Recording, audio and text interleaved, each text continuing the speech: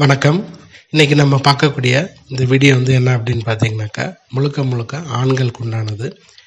இந்த வீடியோ என்ன அப்படின்னு பார்த்தீங்கன்னாக்கா, பல பேர் ஒரே கேள்வியை நிறைய மெசேஜ் நம்மளுடைய வாட்ஸ்அப்பில் அனுப்பிச்சிருக்கக்கூடிய கேள்விகள் அப்படின்னு பார்த்தீங்கன்னாக்கா, என்னென்ன அறிகுறிகள் இருந்தால் ஆண்மை குறைபாடுங்க, எனக்கு இந்த மாதிரி விஷயம் இருக்குது, இது குறைபாடா, எனக்கு இந்த மாதிரி குறிகள், எனக்கு என்னுடைய உடல் ரீதியாக எனக்கு எந்தெந்த வித்தியாசங்கள் ஏற்படுது, இதனால் ஆண்மை குறைபாடா, இது ஆண்மை குறைபாடா, ஆண்மை குறைபாடு இல்லையா அப்படின்னு சொல்லி பல பேர் கேள்வி கேட்டிருக்கீங்க.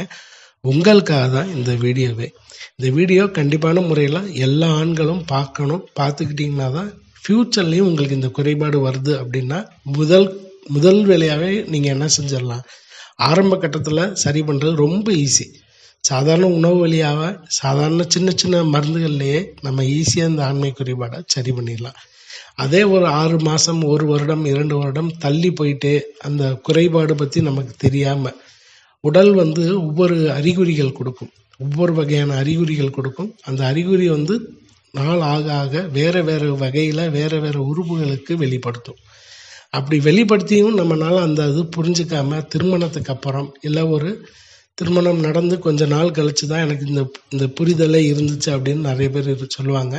அப்படி வரும்போது என்ன ஆயிரும்னாக்கா, சாதாரணமாக ஒரு சின்ன விஷயமா இருக்கக்கூடியது அது வருடக்கணக்கில் போகும்போது பல உறுப்புகளுடைய செயல்பாடு குறைஞ்சி போயிடும். அப்போ குறையும் போது ஆண்மை குறைவுன்றது ரொம்ப ஒரு சுலபமாக சரி பண்ணக்கூடிய விஷயமும், கொஞ்சம் சிரமப்பட்டு வாழ்க்கையில் நிறைய சண்டை சச்சரவு, குடும்பத்தில் சண்டை சச்சரவு வர ஆரம்பிக்கும். அதுக்கப்புறம் அது என்ன ஏதுன்றது கவனிப்பாங்க.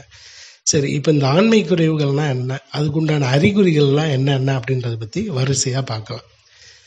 இப்போ முதல் பொதுவாகவே இது 20 வயசுலேயும் வரும், 30 வயசுலேயும் வரும், 40 வயசுலேயும் வரும், 50 வயதுலேயும் வரும்.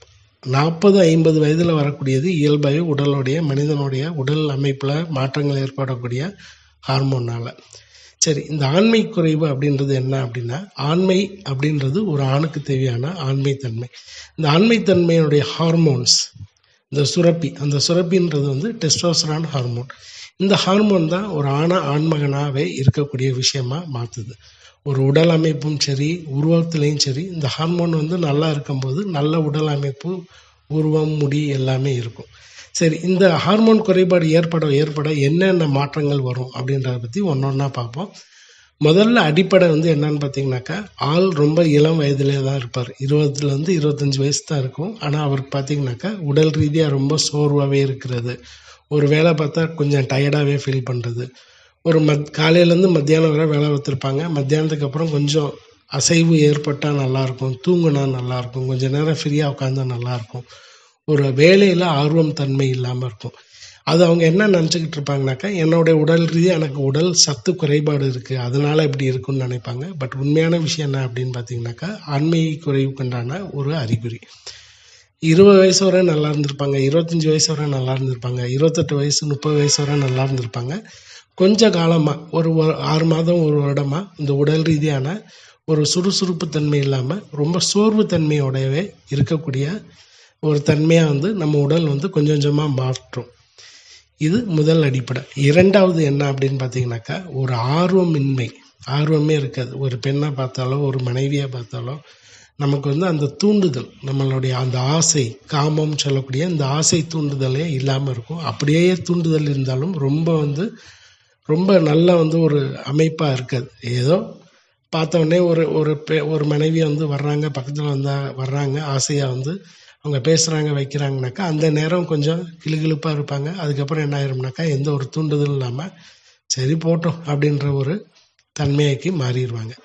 மூணாவது விஷயம் என்ன அப்படின்னு பார்த்தீங்கன்னாக்கா, ஒரு சில பேருக்கு விதைப்பை சுருக்கம் ஏற்படும் நாள் ஆக ஆக. அதாவது ஒவ்வொரு அறிகுறிகள் இருக்குது, ஒவ்வொரு குறிப்பிட்ட ஸ்டேஜ், ஒரு 6 மாதம், 8 மாதம், 1 வருடம், 2 வருடம், ஒவ்வொரு ஸ்டேஜாக வரும். அந்த அறிகுறிகள் நம்ம உடல் ரீதியாக கவனிக்கலை அப்படின்னாக்கா அது ரொம்ப அதாவது முத்தி போன நிலைன்னு சொல்லுவாங்க, கிரானிக்கல் டிசார்டர்ன்பாங்க. ரொம்ப முத்தி போக ஆரம்பிச்சிடும். ஆண்மை குறைவு ரொம்ப முத்தி போயிடும்.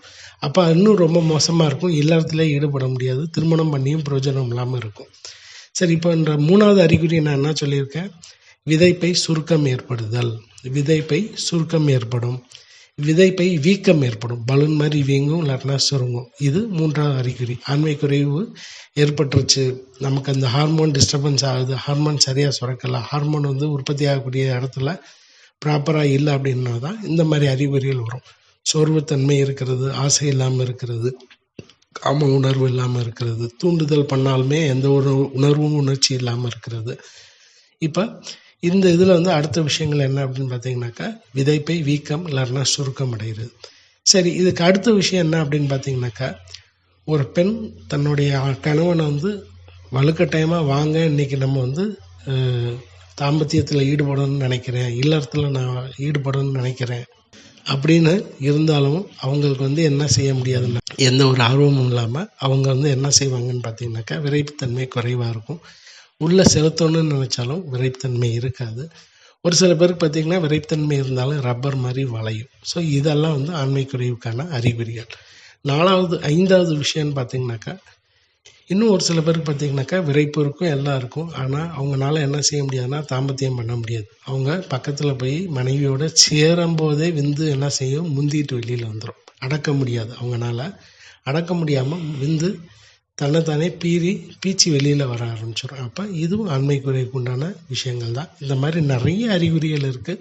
நம்ம வீடியோவில் பார்த்த இந்த அறிகுறிகள் உங்களுக்கும் உடல் ரீதியாக அந்த பிரச்சனைகள் இருக்குது அப்படின்னு நினைக்கிறவங்க பயப்பட தேவையில்லை.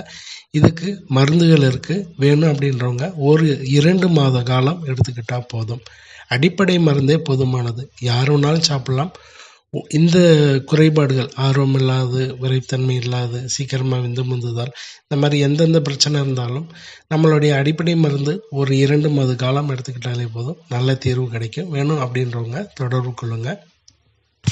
முதல் பகுதியை அதை பார்ப்போம். 2வது பகுதியாக இன்னும் அடுத்தடுத்த விஷயங்களை பார்ப்போம்.